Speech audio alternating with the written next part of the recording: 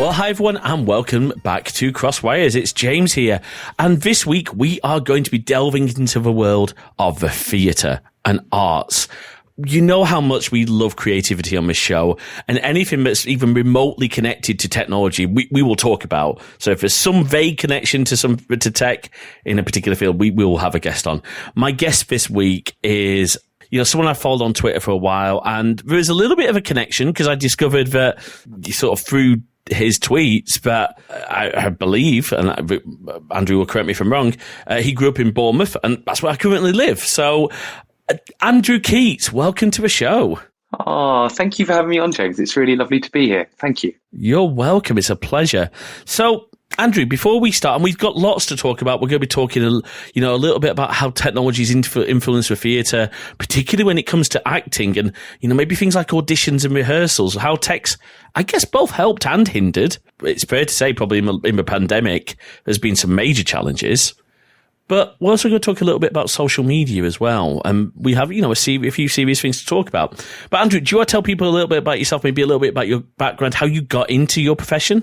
Yeah, well, you're right. I am from Bournemouth. I was a gay kid in Bournemouth under Section 28. And, it won't surprise you that was a very difficult time. And so I'm looking for sort of other gay role models and things. I found myself looking in plays and books because we weren't on the television and we weren't really in cinemas. And so I found myself reading Oscar Wilde, Martin Sherman, Tennessee Williams, and then Larry Kramer and Bill Hoffman. And as the years would go on as a boy and as a teenager, I started to connect with the theatre community in Bournemouth, performing Shakespeare plays and musicals. I even played the Mad Hatter at a theme park, which you will know. It's the Alice in Wonderland theme park, which I believe is still in Herne in Dorset. It is. Those very dark days of running around with a white rabbit and Alice calling her a tart muncher. And anyway, and then I went to drama school for 6 years. I went to Brockenhurst College in the New Forest. Then I went to the Mount View Academy of Theatre Arts in London, and then the Guildford School of Acting in Surrey. And then after that, I co-ran the Landor Theatre in Clapham for 3 years. And in sort of 2012, I formed a production company called Arian Productions, which was dedicated to giving people from a social and ethnic minority background an opportunity to perform or to tell the stories of those that were underprivileged in some way. I've worked in the theatre now for 20 years, predominantly as a director, directing plays, musicals. I'm about to do my first opera. And on top of that, my bread and butter is I also work one-on-one with actors all over the world doing one-to-one acting coaching. And thanks to the pandemic, also delved into the world of art. So yes, I'm a theatrical beast and, just always looking for ways to express myself and always seeking out a good story. And is it also fair to say, based on some of the artwork that you produced, you are also a bit of a Trekkie? Well, I'm offended you call me a Trekkie. It's a Trekker, as any good Star Trek fan would know. I'm so sorry. Outrageous. Yeah, I am. I'm a big science fiction fan. I'm a big geek. Do I love Star Trek? Yes, I do love Star Trek. There's lots of science fiction that I also love as well. But what is very unusual and feels a little bit like some kind of play is, of course, when I was that kid growing up, when you don't have role models who are like you, it's funny when you can't see people like yourself on screen. Instead, you often delve into fantasy. And science fiction was a great, big, lovely crutch to give me lots of moral problems to think about and to see a better world. And of course, there were lots of great actors, particularly from Star Trek, that I looked up to and admired. I joined all sorts of science fiction societies when I was a little boy and helped run conventions for many years. And then what was lovely is as my career took off, of course, when I was looking for actors, what was lovely was contacting some of the actors from Star Trek and saying, I'd like to put you in a West End play. And so, yes, there's been lots of different actors from my childhood who I've always appreciated, and it's always been a thrill to put them in my work when they were such important figures in my life. That must be such an honor. I mean, it is. for me, even being able to connect with some of these people on Twitter, I was saying pre-show, one of the people I admire because of how, and I know it's not possible for every actor, but David Blue, who plays Eli Wallace in Stargate Universe, is possibly one of the nicest people on the internet and really goes out of his way to have a community. This guy is a Twitch streamer now. He's got his own Discord, and it is one of the most welcome places. I know that's not possible for every single actor. I wouldn't expect, for example, Patrick Stewart to start a Discord. I don't even know if Patrick Stewart would know how to start a Discord. Sorry, Patrick. No. He'd make it so. Well, he'd get Brent Spiner to do it for him, I'm sure. But you look up to these people. I looked up to, I identified with Eli a little bit because, I am a bit larger. Eli was. But, I remember watching Star Trek The Next Generation thinking, how awesome they have a guy with a severe visual impairment as the chief engineer of the USS Enterprise. And I know other people identified with LeVar's character because he was black. Again, a black senior officer on the Federation flagship. And Michael Dorn and Whoopi Goldberg. It's true. If people can't see themselves, then they don't know they can do it. And I think that's why I think diversity is really important. There's some really interesting conversations about diversity. I think the thing that I'm most passionate about when it comes to it is equality of opportunity. That I think is, for me, is the thing that makes the most amount of sense rather than just equality of outcome. So for all of my productions, it's very important that I see underrepresented members of society. But rather than being given quotas like some people are doing, we must have a minimum of, there must be at least 2 people who are non-white, for example. I just think that's tokenism. I just think that's a really bad way of doing it. I'd rather say to the producers, okay, well, you're going to get me as a director. Please, can we have at least an extra 2 weeks of auditions specifically targeting those who are underrepresented? And then at the end of the auditions, I will cast the best person for the job. Absolutely. So, because that's the other thing. What I don't want ever to be doing is for the tail to be wagging the dog, as it were. And I don't ever want anybody to be in a rehearsal room thinking that they've only been placed there because they're underrepresented. A good example of that is a particular play that I did, which I won't name, where I was told we need at least one person who is non-white. And that particular company ended up with, in quite a small cast, 3 non-white actors. Now, if I prescribed to the quota, I would have only had cast one actor, and it's just bad. It doesn't work, does it? I agree with you. I think it really should be based on skills and never based on someone's identity. Sure, but also, those of us who are privileged enough just by either our social background or the color of our skin or our sexuality or gender or any of the other things. I mean, any of those things. It's just about, are we making an effort to see everybody from society? And do you know what? There are there's extraordinary people who just haven't been able to get their foot in the door. So go and find that talent. That's the real challenge. Absolutely. Couldn't agree more. Awesome. So let's go back to 2020, our year of hell, our trapped on SETI Alpha 5 year. 2 very good Star Trek references. I appreciate them both. Absolutely. Yeah, absolutely. Hence why there's coffee in Miss Nebula. Right. Sorry, I had to do that. Okay. It's all right. I'm drinking tea Earl Grey hot. Don't worry. Oh, very nice. So, going back to the start of the pandemic, and obviously everything shut down. And I remember like, what about, the things I want to go and see? I think I had tickets to see Bill Bailey at the Bic in Bournemouth. And obviously it got rescheduled. Thankfully, I was able to go and see it, I think last year.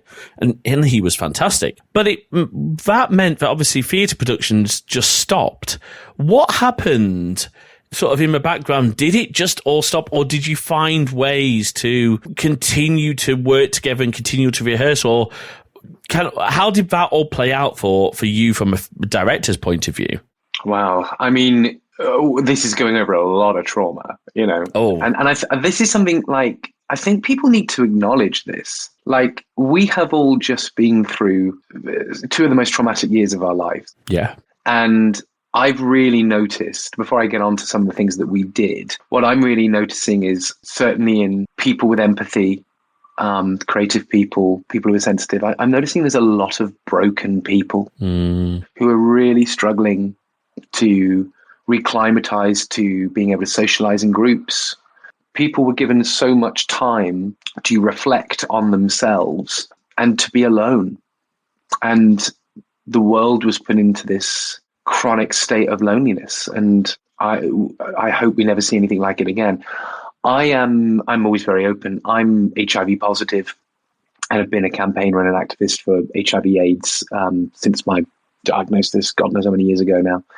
And I remember when lockdown was announced, I remember, like everybody, I thought, well, this is a bit of a novelty, you know, stay at home. All right. And it all felt a bit like we're in some, you know, American disaster movie. And I phoned my doctor, my HIV doctor, and I said, so this, because it was certain people who were at risk, and therefore we had to self-isolate. You had to shield more. Yes. Yeah, absolutely. Yeah. And I thought to myself, well, people with HIV, I mean, I take my pill, you know, and anybody who doesn't know, if you're on HIV medication, you can't pass it on, and it will never turn into AIDS. I live a very happy, healthy life. It's a medication called PrEP, I believe, if that's correct. PrEP is you can take, so you stop getting it. I've already got it, so I take antiretrovirals. But I'm glad you mentioned PrEP, because PrEP is a great thing. And if people don't know about PrEP is basically just a great way to take a pill which has similar drugs to what I take that basically will stop your body taking on HIV. It's an amazing medical advancement. Anyway, I spoke to my doctor and I said, apparently I need to self-isolate and not see anybody. I mean, surely that's nonsense. And my doctor said to me, Andrew, we just don't have any data. We don't know if you're going to be safe. I said, what do you mean? He said, we don't know how COVID interacts with HIV. We don't know how it's going to interact with your immune system. We don't know how it's going to interact with the drugs that you take. So I'm really sorry, but you're going to have to be on your own. And for what seemed like forever, it was just me in this flat, getting up whenever I wanted, going to bed whenever I wanted, my head constantly down looking at social media, which I know we're going to talk about later. Mm. And that isolation was awful. So, of course, what happened, for me anyway, was the first thing I started to do was notice what others were doing. And there was a period in time when all of the actors of sort of Twitter and Instagram, etc., there was a time when they all just went a bit mad and just started broadcasting themselves all the time because they weren't being looked at, or they weren't being able to fulfill their need to entertain and perform. And it was just mad every morning looking at my social media and just seeing actors going, today I'm going to read you a poem. I'm like, no one asked you for a poem. But it was just people desperately looking for something to do and desperately trying to connect with others in some way. My thing was, specifically to my industry, is as it was for a lot of freelancers, but if there's one industry that was incompatible with social distancing, it's theatre. I mean, theatre is fundamentally, let's get a group of people together all in one building for a shared experience in front of a load of other people who are having a shared performative experience and see what happens. So when all of us lost any jobs that we had, and this government was woeful in abandoning freelancers, I started to see West End leading ladies doing Sainsbury's deliveries. I started to see actors unable to eat, unable to support themselves. And amidst all the fun of a Zoom quiz, if we remember when they were fun for 3 weeks, in the midst of all this, the entertainers and the actors, that they were desperately trying to entertain a very, very frightened, lonely, desperate society. And yet we waited months and months and months and months and months until the SICE scheme, the self-employment income support scheme.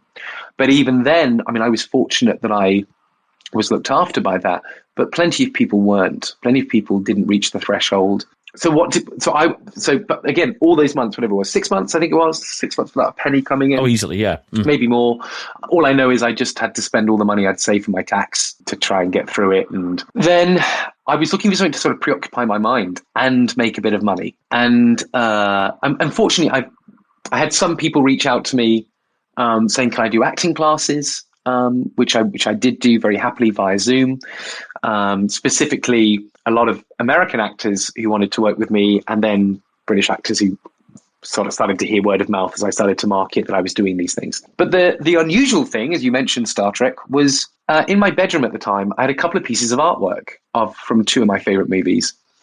And my very favorite movie was not above my bed. And there was a specific moment from that film that I wanted.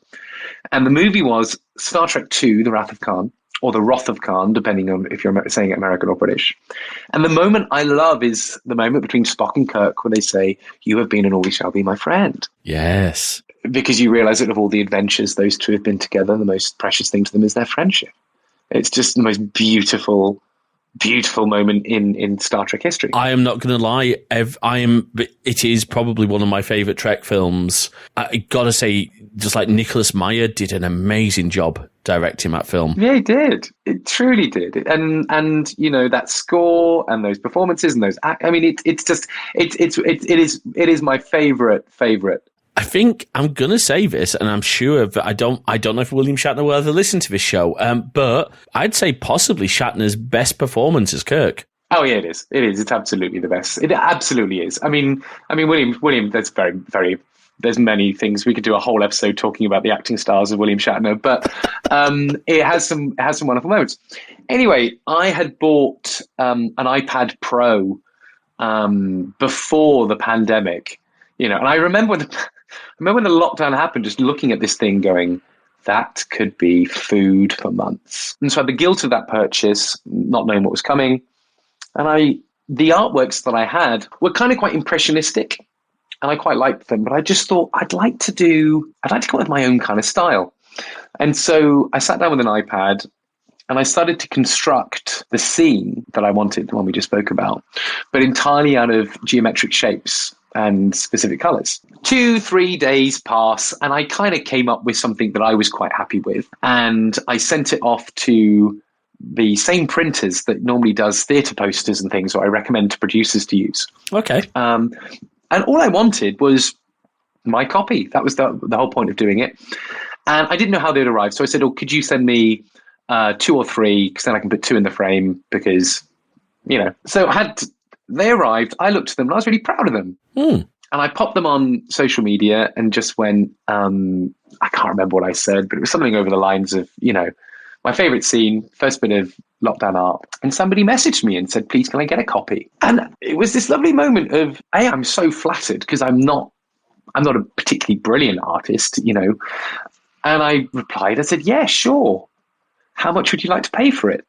And they told me the amount of money that they would pay for it. And I was like, that would feed me for a week. And so I can't remember what my first order was. I think I ordered 10 prints or something rather naively. And then I started putting them out on Instagram. I think because kind people saw that I was somebody in the theatre, and Star Trek fans, of course, they just thought, well, okay, well, I get this wonderful print. He gets to eat for a week. We'll buy it. And since then, I still do them. I finished one the other day of Avery Brooks. Isn't that Avery Brooks one? Correct me if I'm sure I've seen you. Isn't that from In the Pale Moonlight? Yes. So it is. So the only condition I have, unless it's a commission, is I'll only do a piece from a moment of performance that I adore. Yes. Okay. But so I'm still always looking at trying to capture the humanity of the performance, but through a geometric shape, which is very difficult to do.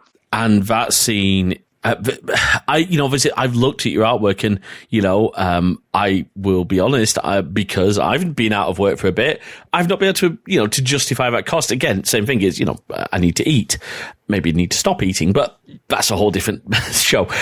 But some of those scenes are like, it's incredible, the moments that have been captured. Like, thank you. That's the moment that I remember, In the Pale Moonlight. For those who don't know, In the Pale Moonlight is I think season 6. Season 6, sorry, my apologies.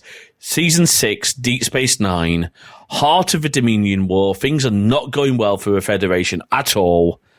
And Captain Sisko, I won't spoil the plot, but he does something that is very un-Starfleet. And he can live with it.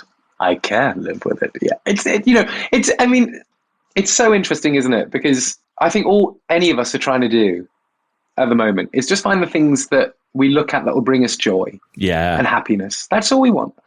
And, you know, there are moments from that franchise, and there are other artworks that I do. I mean, there's a lovely artwork I did of Robin Williams, for example, who, Yes. you know, his career, his life, his essence, I just find him inspiring. Yeah. And if I'm going to sit down for 3, 4, 5 days and try and capture that moment, you know, I have to keep wanting to do it.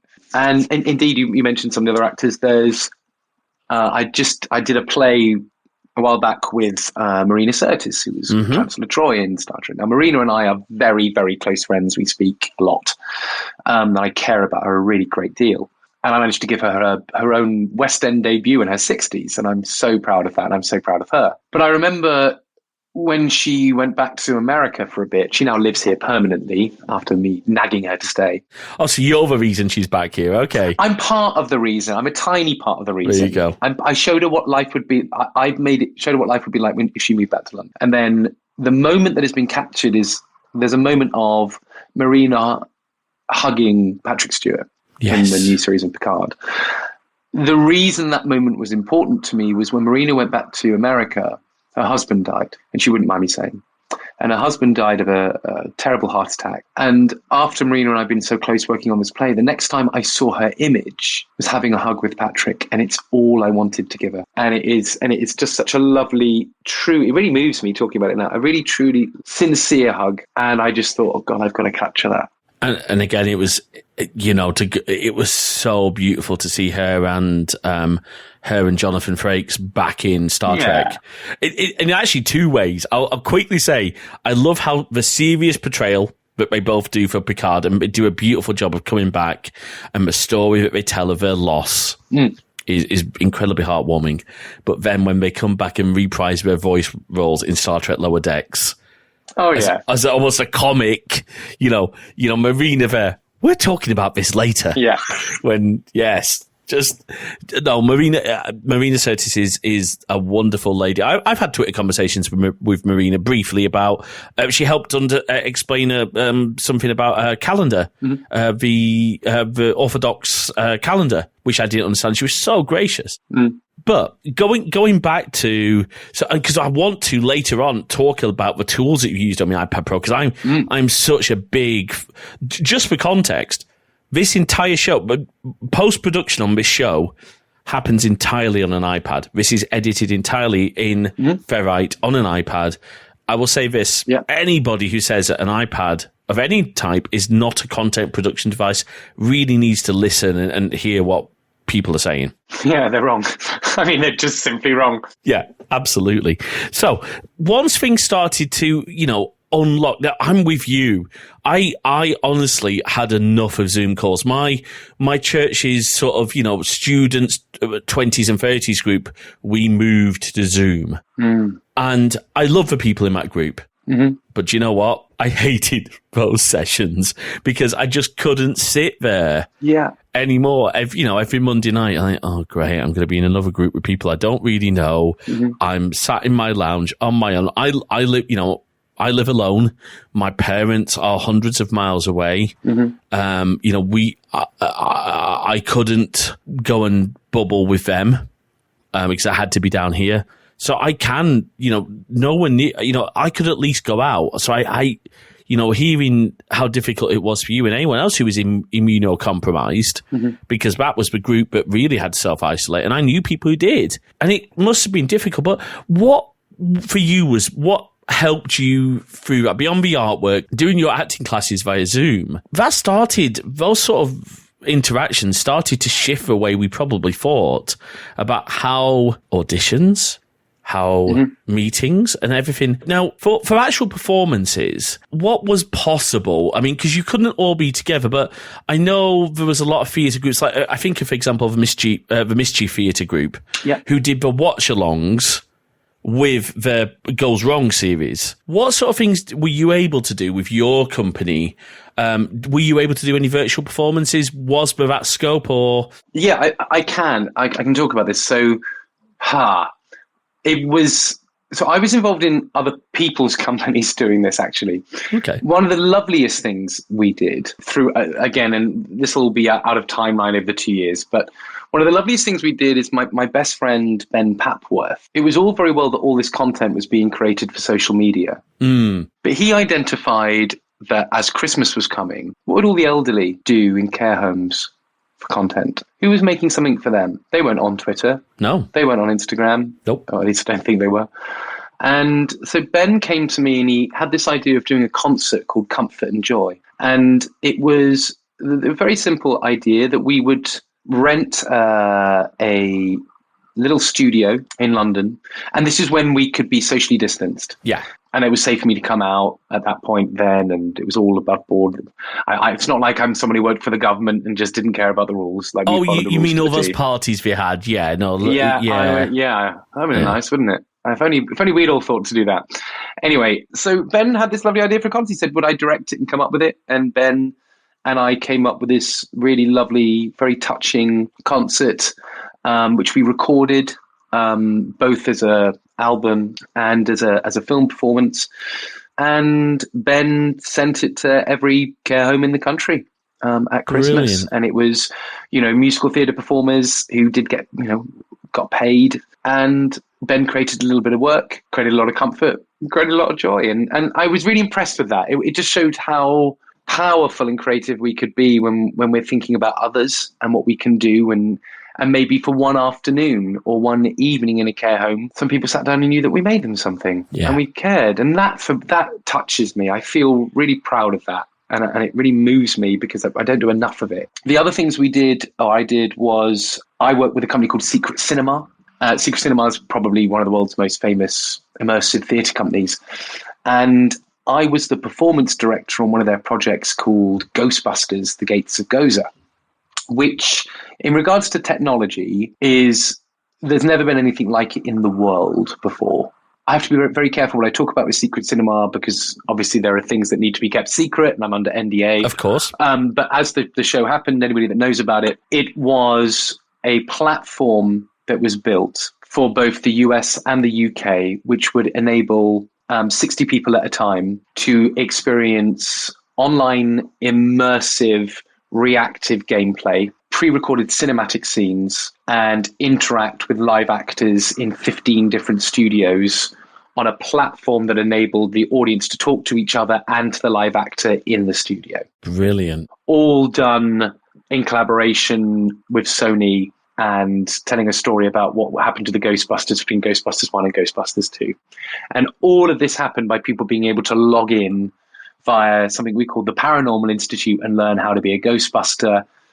And it's truly one of the most impressive, ambitious things I've ever been involved in. Wow. However, we needed to audition actors. And as we were post-pandemic, the big concern we had was obviously all it took was one person to get COVID in a theatre company and the production could get shut down. Yeah. Or measures would need to be taken. And the government guidance when it came to performance spaces and rehearsals and workplaces was abysmal.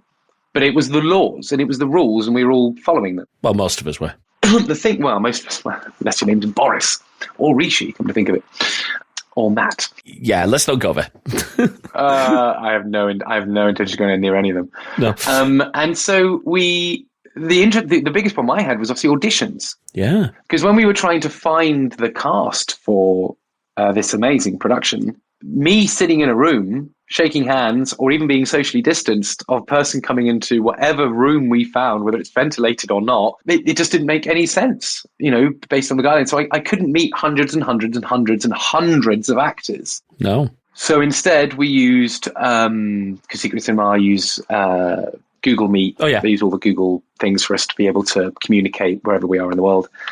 And so it was all scheduled Google Meet auditions. Now, there was lots of good things about meeting actors that way. These are the things I love about it. One, no expense to the actor. The actor didn't have to pay to travel to come to the audition. It did also, and what I said about equality of opportunity earlier, it also meant that it didn't matter where you were in the country, as long as you were able to do the job, all barriers were down. As long as you can sit on a computer, you can be there. I liked that it was convenient, and I liked that and this can happen, whenever you've got in-person meetings, inevitably there's the tube that's delayed or the road that's been closed, and your schedule that you're sticking towards trying to do, by virtue of people just having to turn up to a physical place, the schedule goes out of the window. And actually what was really good is we could be really tight with keeping the time slots. There was no wasted time. So based on all of that, that all sounds great, right? What's not to like? Was that famous story that Danny John Jules, the rest of the cast tell about Danny John Jules' audition to play the cat in Red Dwarf? He was an hour late for that audition. Now, of course, that's Danny being an hour late, but what does that do to the rest of the scheduling? Thankfully, Danny got the role because I couldn't imagine anyone else in that role. But going back to what you said, it means that, as long as someone turns up on time and remembers the calendar invite and doesn't have technical issues, great. But why am I not saying we should do auditions like this? Like, all of that is really positive, isn't it? Mm. You will never understand a person unless you meet them in real life. I agree with that. So much, and we'll talk about this on social media later, but so much of the way that we communicate with people nowadays is theatre in itself. It's digital theatre. It is social media theatre. Yeah. How often do you see on social media someone who looks so happy, over the moon, living their best life, and then you notice for 3 months they haven't posted because they've killed themselves? Mm. It's just theatre. There's no truth on social media. There's no eloquence. There's no nuance. You don't notice the pain in people's eyes when you're having a Zoom conference. You don't notice that the hands underneath are rubbing together because they're so anxious and actually maybe this isn't the right job for them. And instead, what people are able to do is in the audition, and then, yes, this does happen in real life, but the fidelity of meeting a human being who is ready to undertake a demanding performance schedule. You don't get the measure of somebody through Zoom. You can pass information on through Zoom.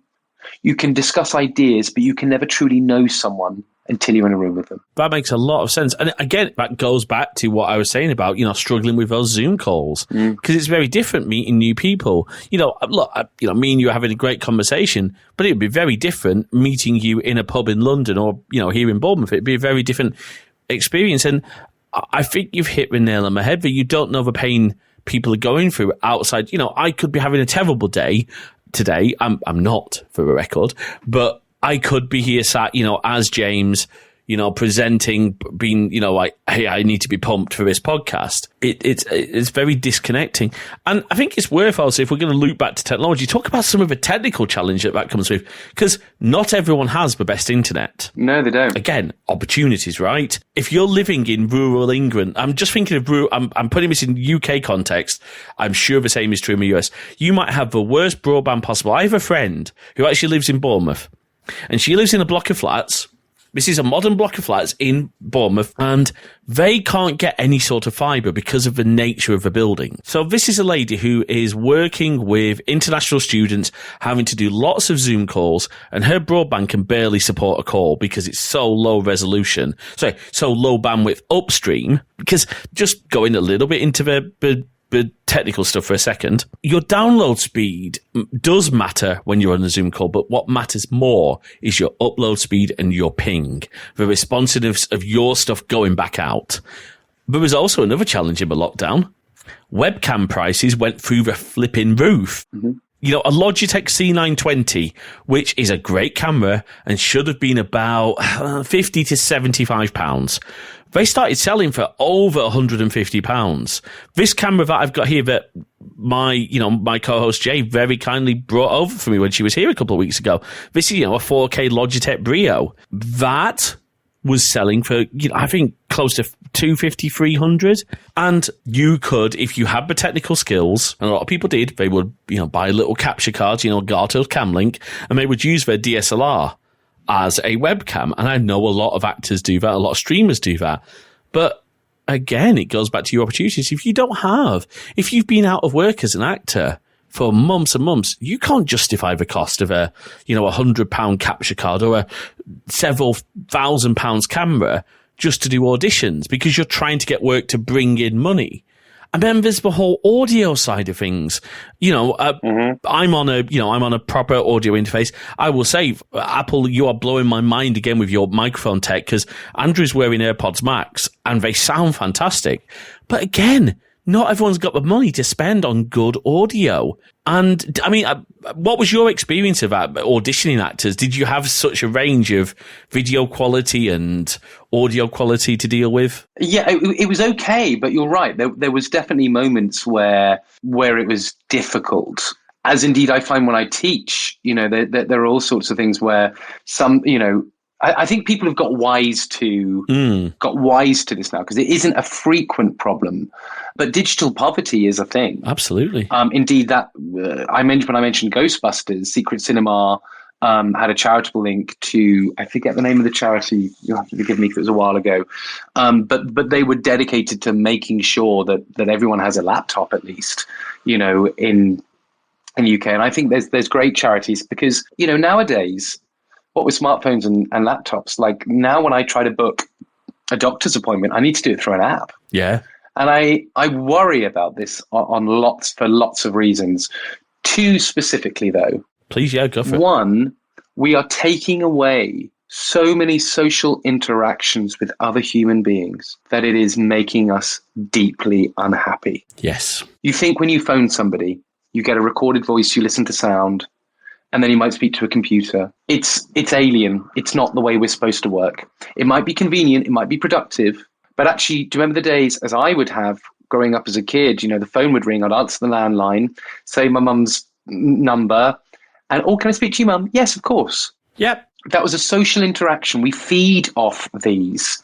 And now by everything being through apps and this, that, and the other, it's not right. And even now, as I do this interview with you via Squadcast, it's all very well that we can see each other, but I can also see myself, and I'm not the kind of person who likes to look in a mirror, to be honest with you.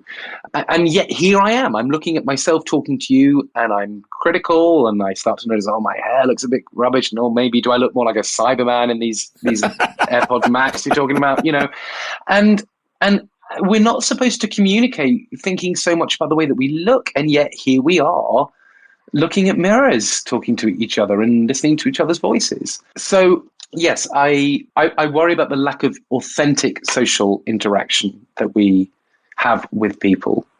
I think it's really damaging society. And instead, what are we doing? We're now looking to try and connect with people social media. Let's talk about that, because social media is a good it's a good link into it. I mean, I wholeheartedly agree with you. When I want a doctor's appointment, I want to speak to a receptionist to say, hey, what have you got a little bit earlier, rather than just pick from this menu and sign in when you get here. Some of my best interactions during the day, it's the reason being honest, I could shop online, and I did during the pandemic. But you know what? There's something really rewarding, even if you're going through self-checkout, there's something really rewarding about the human interactions, because inevitably there's an unexpected item in my bagging area, or if I'm buying alcohol, they have to check that I look over 25. Thankfully, I do quite a lot. But there's still that interaction. But social media, I think, let's talk about some of the harm, because it is, we celebrated actors and actresses and people in theatre and movies and everything like that, directors, producers being, hey, let's create content for social media. And that's a really positive thing, because it's meant more creative content coming out. But there's a negative to it. And I'm going to let you speak to this. Yeah, I mean, I have to be very careful, because the person I'm going to talk about is extremely unwell. And I think that is due to a lot of trauma in their life, but their relationship with social media. I was in a relationship with somebody at some point in my life, and his addiction and need to share his life on social media and the kinds of interactions that he was having with people was unwell. He was feeling the fact that I think he was very neglected as a child. And suddenly, because he was a very attractive man, extremely attractive man, I believe inside was was a child, a narcissist who had narcissistic needs to be looked at and appreciated, but because of the boundaries of a screen, he completely lost any understanding of how to form intimate relationships with the people he loved, and in turn would do some really obviously we're not together, we don't have anything to do with each other now, but even down to the sort of sexual attention that he would need meant that he was communicating with hundreds and hundreds and hundreds of people, sharing nudes and videos of himself, because he wasn't able to form meaningful relationships in real life.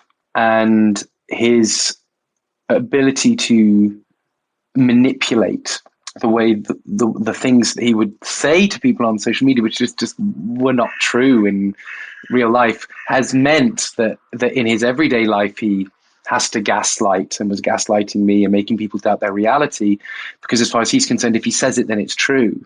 In the same way that if we put these pictures out, then look, this is what's happening. It's certainly the most destructive relationship I've ever had in my life, and it's really damaged me. Like, it's really, really damaged me to see how narcissism is being ingrained in young people today. The importance of I, and how much people need to, how people are replacing relationships with their smartphone. Imagine this. Imagine you're in a relationship with somebody, and there's somebody who just keeps coming around and maybe sexting, or maybe they're tapping you on the shoulder and going, hey, come look at this. Or they need to message you every time you go to bed, and they want you to message them the first time they get up in the morning, and they want you to take pictures together. You would cut that person out of your life because they would be exhausting. Well, that's what your smartphone does. Yeah. And when you're in a relationship and you have that third person, that smartphone in your life, and you are replacing your authentic interactions with real people, and indeed being given the appreciation and the love and the play from real human beings, and it's being replaced by apps and your phone and your email. It is a one-way ticket to severe mental health issues, absolute unhappiness. And I'm really worried about what kids are going to grow into. And I'm really worried about even people my age who are depending on a smartphone to connect with the outside world. And in turn, they're not going out. You said to me when you went to the supermarket, you like to go to the supermarket because it's better. Yeah. Yeah, leaving your house is a good thing. Absolutely. Exercise is a good thing. Fresh air is a good thing. And yet now we're just bombarded constantly with the stress of choice. And because we, as human beings, because we're social creatures and we like to exist in tribes, the reason a relationship makes us feel so wonderful is it protects, we make sure that we eat together and that we sleep together and that we're safe. That's why relationships can be so wonderful. But how on earth can a relationship survive when there is the temptation and all the choices of the rest of the beautiful world of Instagram? But you can have any one of these people and look at the wonderful theatre that they show. They go out to the best nightlives and they sit in infinity pools and they're so happy and they can sing. I think I'm in love with that person. No, you're not. You like their content. Yeah. Because that person doesn't sit in an infinity pool all the time. That person takes that nice picture of themselves drinking a coffee in their flat and has a £10,000 overdraft that they need to pay, and doesn't know how to tell a joke, doesn't know how to put their arm around you and say, you're going to be okay, how are you? Absolutely. And we're thinking so much now about what is the self that I present, and we're believing what is being presented back to us, that we all feel very, very inadequate. I mean, I know, looking at recent, and there's another side to this as well, which I've just really started to think about while we're talking. Recently, in the this week, the young actor who played, now I will apologise, I have not watched Heartstopper, but Kit Connor, I believe the actor's name is, 18-year-old guy, very talented actor. I've forgotten which, because I haven't seen Heartstopper, but because of his character, the whole of social media was questioning his sexuality and trying to guess where he was on that spectrum. And he's had to come out as bi to stop that rumors. Now that's his private journey. That shouldn't be something that we are expecting people to share on social media. If they want to, great. But it's Fair choice. It's like also another actor again, and I'm focusing this on younger actors because it seems like this is a trend where we expect young actors to be at our disposal on social media because we've probably got nothing better to do, right? Noah Schnapp, who played Will Byers. Will, the character of Will has been speculated whether or not he's gay. I think in season 4 it's almost confirmed, but then that same questioning has been hurled at Noah. And I think, The thing I would say about that, because of course that's horrendous. It's absolutely horrendous. And the same kind of tactics were used against Darren Brown, where one of the Red Tops were going to out him. And so I think it was Attitude or Gay Times, I can't remember. They rushed through an interview so Darren could come out before he was forced to come out by one of the tabloids. Right. When was that? I think that was in the 90s or the noughties, probably the noughties. Probably noughties, yeah. The thing that will make people who and I have whatever it is, 22,000 people who follow me on Twitter and thousands of people follow me on Instagram and whatever. The interesting thing that this young actor couldn't consider is just getting rid of social media. Yeah. Couldn't live without it. Even though it is causing that much pain, why should I delete my Twitter account? Why can't he walk away from that Twitter account or that Instagram account? Very good question. The reason being is because we are associating our identity so much with those accounts. Absolutely. And you almost questioned, why don't you have X social media? I, for example, do not have Facebook because I do not want... I've made it very clear on the show. I don't want anything. I concede WhatsApp because of necessity of having to communicate with family members who refuse to move to a more sensible platform. But I have to have WhatsApp. I don't want any other Meta products. I don't have Instagram. I have Twitter because 2 reasons. I have Twitter. I do enjoy following people like Andrew. I will admit, I check Twitter maybe a couple of times a day, and I do try and catch up. And obviously, I have notifications set particularly for my podcast, because it helps to promote the show. It's important in that sense. But I would like to think that I'm not addicted. But I see so many people who just cannot put down their Twitter. I've been out for dinner with a friend before, and that friend cannot put down their phone because they are always checking their Instagram likes. Well, let me ask you a question. Sure. Could you reach right now and get your phone? I mean, it's literally here. Why? That's a very good question. Because I was messaging a friend before the show, and of course I've just realised I could have just done that on... I don't need my phone here. It should really be somewhere else. Yeah, that's a really good point. I'd probably find, if you think about it, your phone will always be within an arm's reach without you even having to stand up at all times in your life. Do you know what? I think you've hit the nail on the head, and I wonder how many of us, both me and you recording this and people listening, that is true for. Mine is over on the other end in the kitchen.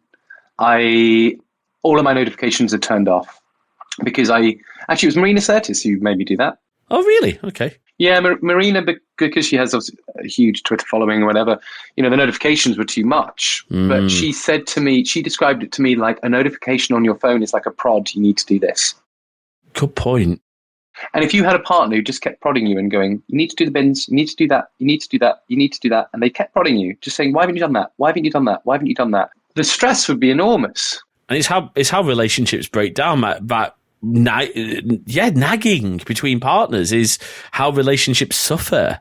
You're up against Silicon Valley. You're up against the might of Silicon Valley. The sad thing is that nobody will ever truly know you as well as a smartphone. That is true. The smartphone knows all of your conversations and your likes and your dislikes. It even has your heart rate. Your phone knows you so well. And Silicon Valley makes money by creating technology that makes sure that companies have such an insight into all the things that make you addicted that you're up against that. Absolutely. So for all the good that tech can do, and all the good that, because there are things that social media is good for. You obviously got some commissions for your artwork through social media, but we flip it around. We have to, this is really making me think as well about what notifications I have. And so thank you, Marina Sirtis. You are You know, like genuinely, I mean, Councillor Troy, you know, comes to our podcast and, well, not quite, but hey, Marina, if you're listening to this, you would always be welcome on the show.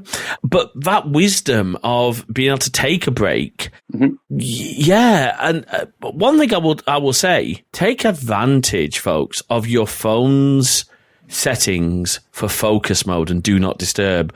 They are some of the most underused tools. You know, I do have my phone on Do Not Disturb right now, so I can focus on this chat with Andrew. But let's be honest, once the interview's over, it will automatically come off, and I will get bombarded with notifications. Do I need to deal with those? Probably not. I still think it's amazing that there are people with drug and alcohol addiction who are undergoing treatment because they have maybe 3 or 4 drinks every day. And people talk to them about their severe addiction. And yet what happens if you've got a life that your day begins with a phone, but, you know, there are people who go to my ex-partner that I was mentioning earlier, you know, because his addiction to messaging and living this secret other life on social media accounts, you know, he would go for a wee, but had to have his phone in his hand whilst he was doing. No, it's like that's the equivalent of when I've heard stories about alcoholics who take drinks into the shower. Yeah. And you think, well, that's madness. But we don't have that same level of treatment or recognition of it as being a problem. We're just training ourselves we're training ourselves to not resist the value of human beings and human interaction, real human interaction. And, you know, you mentioned the self-service checkout and the home deliveries. Yeah. Sure, they're very convenient, but look at the way you interact with the person who delivers the shopping.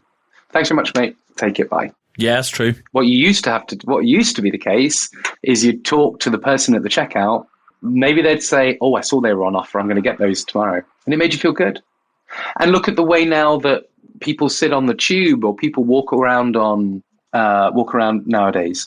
Would it cost anything to look at somebody, make eye contact and just smile? No, it wouldn't. And people don't. Yeah. But what would happen? But would that be weirder nowadays? Would that now be a weirder thing that, oh, that person smiled at me, I wonder what he wants? That's a really good point. You know, it could be seen as, people will see that as creepy. How dare this person interrupt me from my Instagram story that I'm looking at? Or how dare they interrupt my podcast? Yeah, take the time. I mean, it's interesting. Since I started wearing hearing aids out sort of in the wild, I have found that because they are not designed to play music, they can play podcasts, but I can still hear everything that's going around. I tend to feel more engaged. And, you know, I do try when I'm at checkout, you know, where to have that conversation, say, you know, how are you doing? I look at my nana and my nana and my late granddad, when they used to still go shopping at Asda, and my northern accent's coming out here quite a bit, in Fulwood in Preston, they would spend that time talking to them. They would know the checkout ladies. Checkout ladies would know they go, oh, hi, Marjorie. Hi, Ken. How are you? You know, how's my grandson? Oh, he's doing very well. He's just got a new job.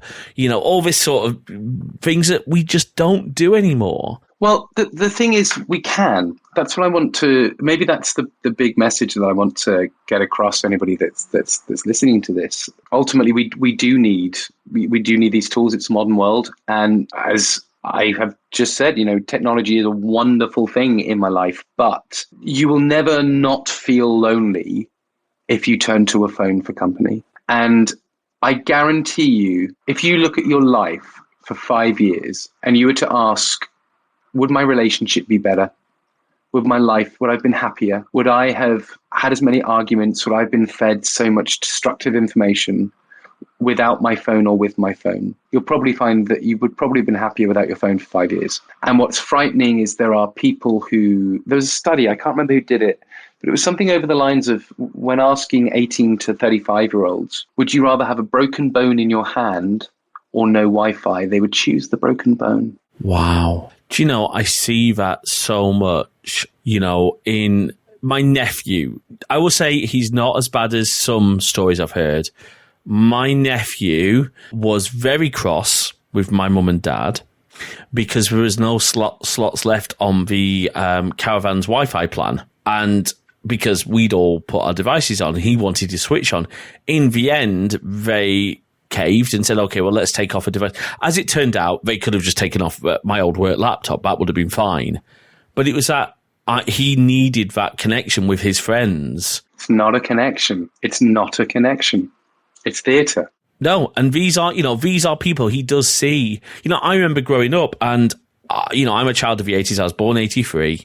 So when I was at primary school and high school, if I wanted to talk to my friends or see them, I would call them on my phone and say, hi, are you free? Oh, no, sorry, we're about to have tea, or no, sorry, I'm doing something this evening, but how about we, walk home together after school tomorrow? Mm-hmm. And it was you're right, those genuine... A walk. It's a walk together, but even down to, transport now. Yeah. We like to jump in a car, look forward and go wherever we're going. Yeah. Go for a walk with your partner and leave your phones at home. And ask yourself, what's it like to not have those distractions? Because coming back to probably why you asked me on here in the first place is, the whole point of my job is to observe life, to observe relationships, to observe the way that humanity works and put that truth and other people's truths on stage. Because people go to the theatre not to see a show, but to feel something. People go to the theatre to feel. They see characters in extraordinary situations and they use their empathy to understand what it would be like to go through that story or how they grow or how they're challenged. This all goes back to tribal things like, we used to sit around campfires and tell stories, and that was our idea of theatre. Nowadays, getting around the television is our campfire, but it's a shared experience. It's something you do with your partner, your kids, your family, whatever. But how often now do we sit down with our family to watch the story as a shared experience, and yet we all just look at our phones and listen? We're completely alone. There's nothing communal about it. There's nothing shared. And instead you're looking for connections with people that you may never, ever meet. That's very true. It's horrifying. We're really, really in a horrifying situation. Couldn't agree more. And of course, I do want to just say that where you have got people who you've met in real life and you have built friendships with, and, maybe you're physically distanced for a while, tools like FaceTime, tools like Apple SharePlay, me and Jay, for example, are very, we are really good friends. So beyond the podcast, we will sit, she's over in Ohio. We will watch episodes of TV shows together via FaceTime. That's a great use of technology. I think that's beautiful, though. That's where you are unable to be together, and yet you're doing something together. Right. But, I remember when I had a breakup, and what I really needed was someone just to come round. I just need someone to show up. Yeah. Just need someone to come round and listen and hold my hand and tell me I was going to be okay. There was nothing more disappointing than people texting going, oh, hope you're okay. I was like, oh, no, I'm really not. Oh, it'll be fine. And actually, it was this way of, even if they were busy, and of course, people are busy. People can't always drop everything. But you find the people who love you, who turn up on your doorstep in the rain and say, I'm here. What do you need? Let's just have a cup of tea. Yeah. Yeah. Cup of tea, glass of wine, Papa John's pizza, whatever. It's identifying the people who you can live with, and then identifying that you're just consuming people's content that, sure, you might be able to interact with them, but you don't know each other. And it's the not knowing each other which then blurs the boundaries about what you then expect from each other. And, it's horrifying. It's a really horrifying situation. And I said it, I keep saying it. It is warping people's minds to lead to very sick, very dangerous, and very damaging behavior. And ultimately, people are killing themselves. People are killing themselves because they're so unhappy, because they're so unfulfilled, because they're so lonely, but also because the persona that is being built in a fantasy world does not necessarily reflect the person they really are. And that inadequacy, when people think of something on social media, and if that social media image is punctured in any way, or it's seen not to be true, which of course it isn't, well, then the real self feels that, realizes that everything about them is a lie. And if they're a liar, what do? You feel shame, and that can lead to some very destructive, damaging behavior. And I've seen it happen to a man that I loved more than any other man in the world. And for us to be apart. It has to be the case until he gets the help that he needs. I can understand that. And look, without going into, we see some of the most damaging and some of the most things that you would never say to someone to their. I hope that some of the people who say some of the things they say on social media to the likes of presidents, be it good ones or bad ones, and the likes of prime ministers. Now, look, I've made it very clear I'm not the best at communicating with prime ministers on Twitter. But I do try and be. I would hold myself and say I have never sworn at a prime minister. I've never made any sort of hot threats of harm. I've just told them how it is. And, I realise that I'm guilty of that because I've never met Rishi Sunak. I might not like the man. I might not like what he stands for. Yeah. But he's still a human being. Sure. But also, none of us know him. I mean, you're right. I agree with you. I am not a Conservative Party supporter in any way, shape or form. But I don't know Rishi Sunak. No. I know what I've been told about Rishi Sunak. I think this is another frightening thing. When people are looking for a way to feel exceptional, then they look for exceptional views. And if people are angry, then they'll look for other people who are angry to join in. And I know for a fact that people seek out certain things so they can vent and have an argument on social media, and that behavior is worrying. But I also want you to think about this. Not only you're talking about things that we say to people, what's really frightening is when we start looking at what we are asking people to do. That's another element to this. There are times when people will, because there are no boundaries, they will ask things of people that they would never do in the real world. That is dangerous, and particularly with, the likes of dating apps, things like Grindr, things like Snapchat, people are sharing far too much. Let's just be really, yeah. Yeah, well, they're sharing far too much, but they're also then expecting it from certain people who do not want to give it because they've got used to a habit that, but this is what everyone does, right? No, it's what your limited sphere of influence that has been curated around you because, you're into these kind of things. That's not what society does. And in the same way that, a drug addict will continue to take drugs because all of their friends take drugs, that doesn't mean the country's taking drugs. You're deluded, and the only way to get out of that is to live in the real world and build real relationships and build meaningful things and go back to what I think is our core values. And it's a really simple exercise. Identify what your core values are and then ask yourself, do I subscribe to them? So I often say to myself, I'm creative, I am fiercely loyal, I'm loving, I'm truthful, and I'm curious. They're the things, they're my core values. And whenever I find myself sat doing nothing, lazing about the place, I go, hang on a minute, you're a creative, go and create something. And that might then get me in the kitchen to go and make dinner and go, right, go and create some meal.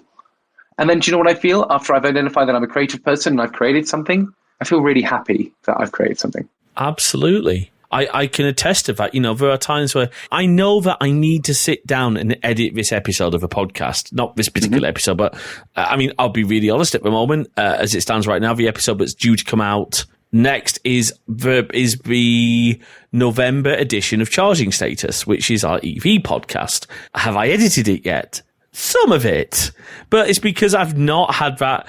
I've not thought, okay, I want to be creative now. I've got consumed in other things and doing things that, aren't as helpful. Hopefully by the time you listen to this episode, that Charging Status episode will be out. It should. I hope so. But then it's interesting that you've created a podcast. When I had my podcast, the Show People podcast, I just wanted to be around like-minded people and talk to interesting people. That's what I wanted. Sure, the editing thing was hard because the thing I enjoyed was being able to connect with other human beings, other extraordinary human beings. That need to connect is important. But, it's define your core values. Are you responsible? And if you start thinking, no, I am responsible, I've got great responsibility. Well, why have I not done my podcast? Come on, that goes against what you stand for. Go and do the podcast. Absolutely. Am I a, if you are creative or, I'm a tech expert. Okay, you're a tech expert who's responsible who works within this field.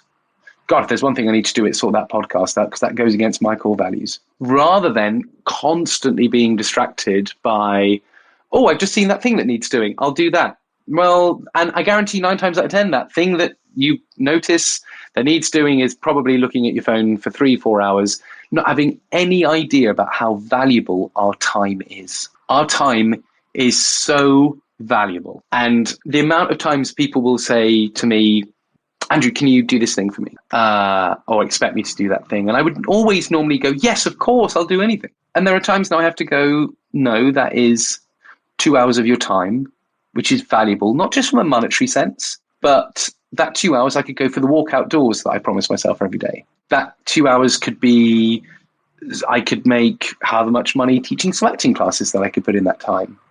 And it's not being selfish. It is just valuing our time and our responsibilities and just identifying what are the things that will help me and make me happy to do. No, that's do you know what, Andrew? That's a great point. And it absolutely, I'll be really honest.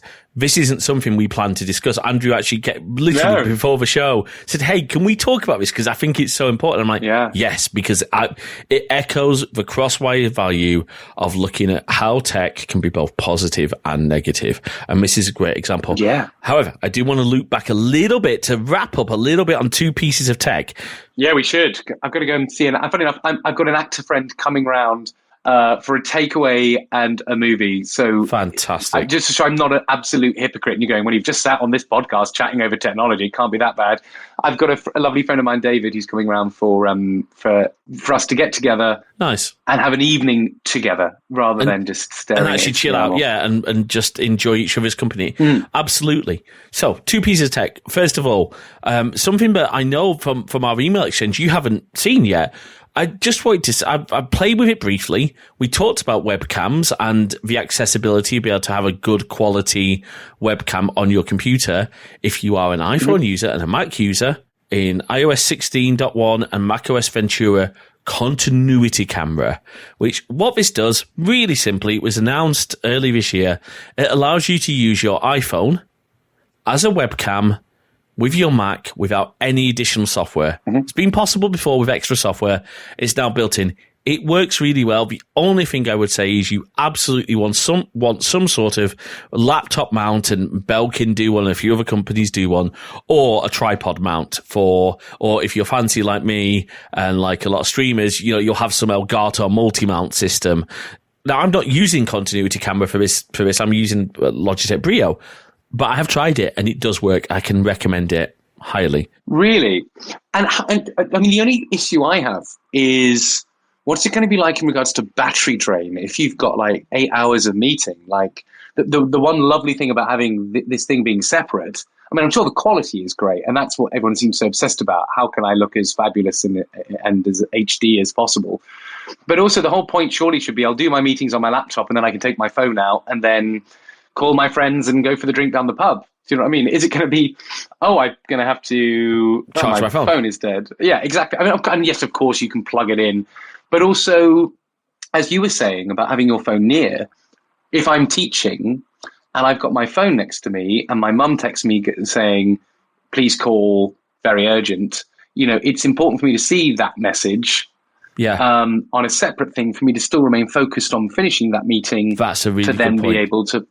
So again, I worry about that. And then I'm sure some of the Apple experts, like all of my products are Apple, and I'm very aware that I adore everything. Everything I own is Apple, and it's stupidly expensive, but I do love it. Yes, of course, you can have those notifications also coming up on your screen. But do you want them? But I like the separate thing that people message me on my phone. I email and do work on my computer, and my creativity is on my iPad. Yes, they all talk to each other, but they've got different tools that I use for different things. That's a really good, do you know what, in terms of a battery, that's a really good question. And in fact, you've just inspired a video. So that will be a video I will film and we'll test it. We'll actually do that. I will actually put it through its paces, see how it goes, because I can just take the Brio camera off this and see how that goes. The thing I do like about it, though, is if for any reason I can't be in a rehearsal, say, and I don't know, I've got a choreographer that, or if I've had to do meetings and the rehearsal's being led by the choreographer, it could be really helpful having the choreographer holding an iPhone. Oh, yeah. Being able to show me specific steps and show me specific things in the rehearsal room that I'm doing, that's going on, so I can see it in detail. I mean, that's much nicer than the old-fashioned days. Well, they will now be the old-fashioned days of holding the laptop around and trying to show people. Yeah. But then I suppose what we normally do, we'd normally just do a video and send it over WhatsApp. That's true. Yeah. For live video, being able to move stuff around, I guess that's helpful, but it's certainly probably more beneficial for streamers and things like that do you know what? You've raised some great points. And I'm going to say right now, for everything that we've talked about today, we would love to hear from you folks. Podcast@crosswires.net or leave a comment below. Make sure, of course, that you're not obsessing over our comments. I don't. But do that. The next thing, I just wanted to ask you quickly, because obviously creating all this art, one of the reasons, I mentioned in the email, hey, let's talk about this. And obviously we've looked at more important things. But quickly, because, I've talked to Stu Cambridge, who is a pixel artist, and more besides, sorry, Stu, you are not just a pixel artist.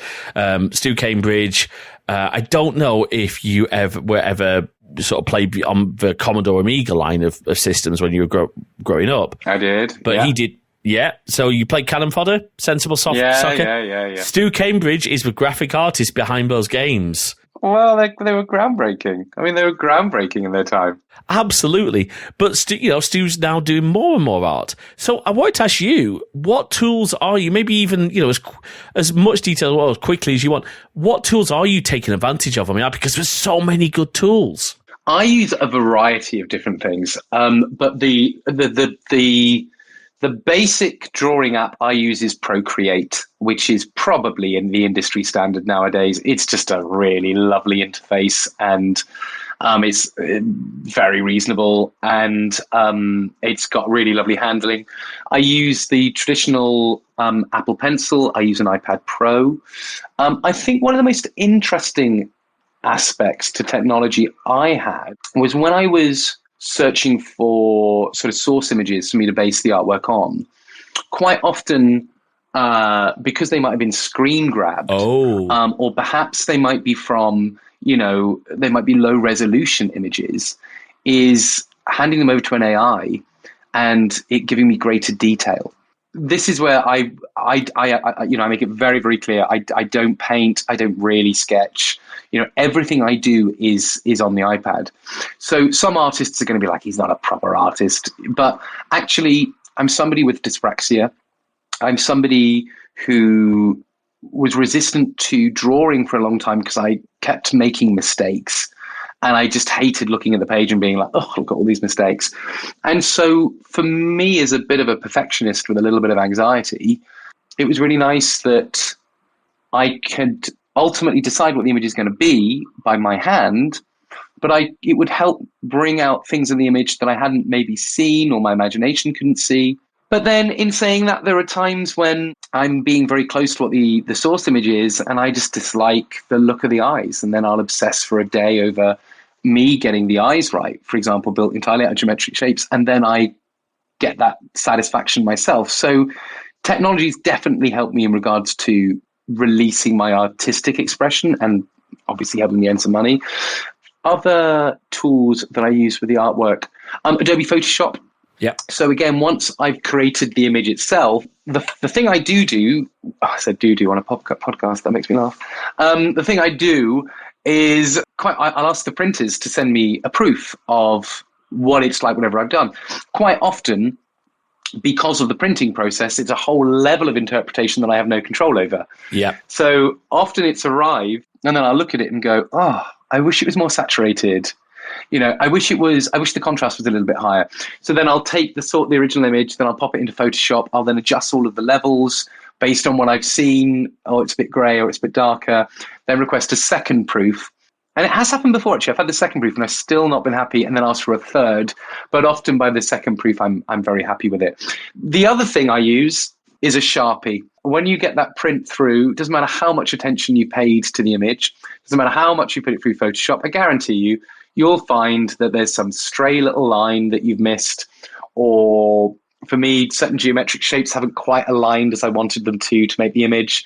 And I go with a Sharpie and I physically circle all the imperfections on the piece of paper. And again, I'll go back to the proof and fix them. And if it was old-fashioned printing, then probably by that point I would have given up on art. But instead, it's making me create and put people's art in people's homes. I should also say, if people want to buy it, and I really hope you do, if anyone is a Star Trek fan or a theatre fan or any of the other things that I do, or comedy or entertainment fan, all of my artwork is at andrewkeats.co.uk, and that's Andrew Keats, Keates, and I would be very grateful if people wanted to buy some, particularly with Christmas looming. Perfect Christmas gift, folks. Really do. Honestly, yeah, we always make sure that our guests get a chance to plug stuff, but please go and check out Andrew's website. You will probably at some point be seeing an order from either me or a family member to me. So I hope so. I hope so. I don't know which one. I am so torn between the I Have Been and Always Shall Be Your Friend, the Pale Moonlight, or the Khan. Because I think unless you've done where he's reaching over for the Genesis countdown device. Yeah. It's the longest one it's the one that took me the longest. The reason it took me the longest is, well, it's because the Genesis device is in it, and I had to work out how I would do the Genesis device whilst being true to me making it geometric. And there was really tricky lights, because the Genesis device is nothing more than a big silver thing that comes out of it and some lights. And so even if I just did the lights sort of with the color they needed a luminous, there was so much to it. But the thing I'm most proud of with that is Ricardo Montalban's eyes. They were the things that I had to really concentrate on getting. He's got really sharp eyes when he's looking down. Well, I think the answer is very obvious. I think a different family member should buy you each print, and you should put it all above a wall. You have a triptych. Well, I'm going to say this space here for the live stream is definitely looking for artwork. So, yeah. But do go and check out Andrew's sites. And you're Andrew Keats on Twitter as well, I believe? I am. I'm Andrew Keats on Twitter. And on Instagram, I'm at Mr. Andrew Keats. Because somebody took my name on Instagram. I'm still furious about it. Oh, don't start me on names. We just got a YouTube handle for the YouTube side of Crosswires. And someone who's got one video that was posted something like 16 years ago has managed to take at Crosswires on YouTube. Thanks, YouTube. So our new YouTube handle is at CrosswiresYT. If there's one thing to remember, and it goes back to all the big points I was saying in the middle of this podcast, look what's just happened to Twitter. Like all of these accounts that we worship at the moment, they're not necessarily things that you'll have forever. So this is true. Be careful of the value. Be careful of the value you prescribe to them, because they won't be with you your whole life. Just out of interest, and I hope you don't mind me asking, were you a verified Twitter user? I am. Yeah, I'm a blue ticked, but my verification is myself. So I woke up one day and suddenly had a blue tick because of theatre. I think the only thing I'm interested to know about is if I'm paying. I'm sure he's not stupid enough to think that it's just paying for a blue tick. I'm almost certain it will be some kind of advertising platform where I would be subscribing as a blue tick user, of which companies could then, if it was a show, for example, this is my suspicion anyway, I think it'll be something like I will then be approached by advertisers to ask if I could tweet out content via my account to reach the audience base that I have. I think that's what likely. I think he's doing. I think that's what he's doing. I think you're right. And if that's the case and the revenue is high enough, then I don't care. But, to finish, the thing I don't want to be is whenever I die in the future, I really hope that instead of tombstones, we don't have our Twitter accounts, and I genuinely think, that people will be buried with their social media account for you to look through their lives and find out who they are, and that will be seen as a beautiful thing one day. I'm sure of it. I'm sure you're right, but I'm going to say this right now. For me, and this will be the closing point, find me out of a torpedo tube with Scotty playing Amazing Grace on the bagpipes and William Shatner for some reason going, Human. What's human? Yes. God bless William Shatner. God bless William Shatner. Absolutely. Andrew, it has been a genuine pleasure to have you on the show. Thank you so much for your time. Thank you. It's my pleasure. And thank you for having me. You're very welcome.